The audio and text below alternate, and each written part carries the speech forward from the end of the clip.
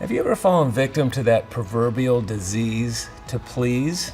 I know I have. I gotta admit, yes, and yes, actually.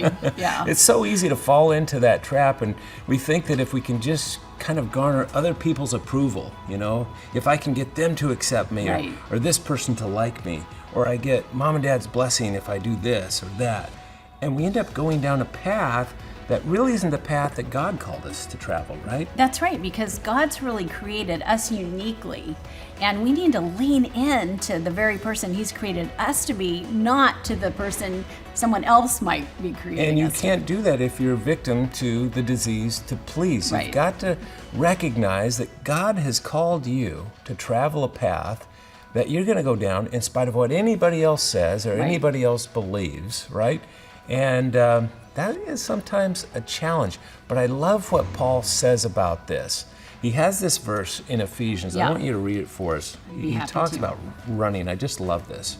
Yeah, listen to what the Apostle Paul says.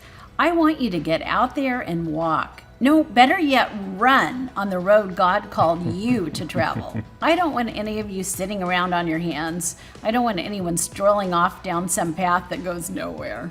And isn't that the truth? Yeah. It goes nowhere when we Right. fall victim to trying to please everybody else instead of listening to God's voice in our life that says, here's the path that you need to follow.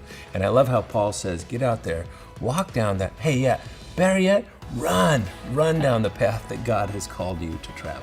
Yeah, and when you listen to sort of the gifts that people affirm in you, when you think about the experiences that God has allowed in your life, those can sort of be nudges for you on the message God is sending you, your path to travel, not anyone else's path. Right? No more need to fall victim to the disease to please.